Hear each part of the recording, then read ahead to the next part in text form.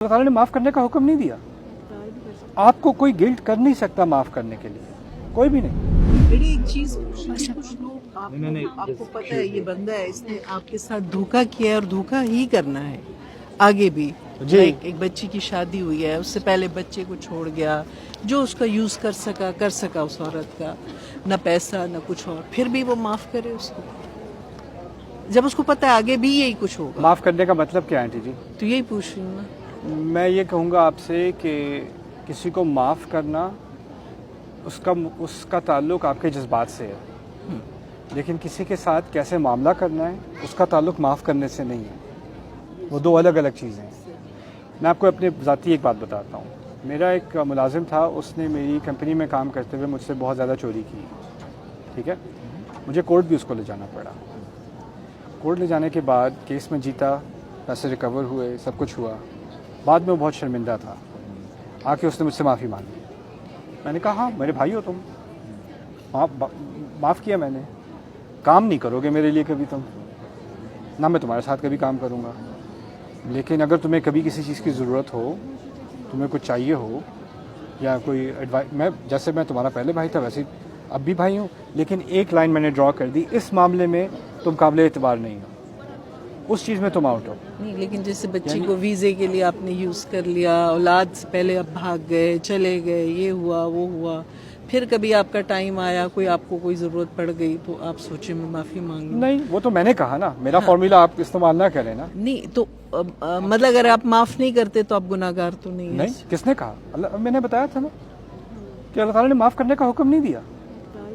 آپ کو کوئی گلٹ کر نہیں سکتا معاف کرنے کے لیے, کوئی بھی نہیں. یعقوب علیہ السلام نبی ہونے کے باوجود جب ان کے بیٹوں نے ان سے کہا کہ ہمارے لیے دعا کریں استغفار کی, کتنے 30 سال 35 سال 25 سال ہمیں نہیں معلوم کتنے سال انہوں نے ان کو ٹارچر کیا ہے, ان کو پاگل کا ہے. ایک نبی کو ان کی اولاد نے, نبی جانتے ہوئے کہ نبی ان کو پاگل کا ہے, اپنے بچوں کو ان کا مذاق اڑانا سکھایا. وہ دادا تھے اور ان کے پوتے ان کا مذاق, پوتے پوتیاں ان کا مذاق اڑاتے تھے, ان کی بہویں ان کا مذاق اڑاتی تھیں. لولا ان تفندون. اور پھر آخر میں آ کے کہتے ہیں کہ جی ہمارے لیے استغفار کریں. تو وہ کیا کہتے ہیں؟ سوف استغفر لکم ربی, ابھی نہیں بعد میں کروں گا, ابھی دل نہیں مان رہا. وہ نبی ہوتے ہوئے بھی ابھی دل نہیں مان رہا.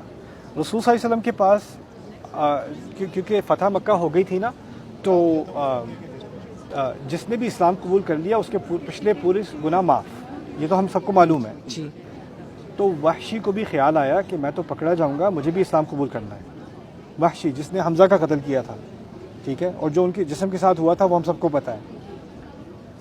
وحشی کو پتا تھا کہ اگر میری شکل بھی نظر آ گئی نا کسی کو, تو یعنی رسول تک پہنچنے سے پہلے ہی میری گردن اڑا دیں گے وہ لوگ. تو اس نے اپنے سر کو چھپا کے, جیسے پگڑی سے چھپاتے ہیں, لائن میں لگ گیا, ایک ایک آ کے جو ہے وہ بیعت کر رہے ہیں رسول صلی اللہ علیہ وسلم. جب رسول صلی اللہ علیہ وسلم کے بالکل سامنے پہنچ گیا تو رسول پہچان گئے. تم وحشی ہو؟ کہتے ہیں ہاں. کہتے ہیں کیسے مارا تھا انہیں, بتاؤ مجھے. وہ گھبرا گئے, کیا پوچھ لیا؟ نہیں بتاؤ مجھے. بتایا, اسلام قبول کر لیا. اسلام قبول کیا. رسول صلی اللہ علیہ وسلم کہتے ہیں کہ جو کچھ ہوا وہ اللہ نے معاف کیا, لیکن میں تمہاری شکل نہیں دیکھ سکتا. وہ کہیں دور جا کے کہیں مقیم ہوئے وہ, کیونکہ رسول صلی اللہ علیہ وسلم رسول ہونے کے باوجود پھر بھی انسان تو ہے نا, ان کے جذبات تو ہیں نا.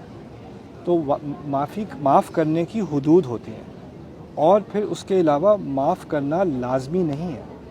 کوئی آپ کو کمپیل نہیں کر سکتا کہ آپ معاف کرو, ایسا نہیں ہے.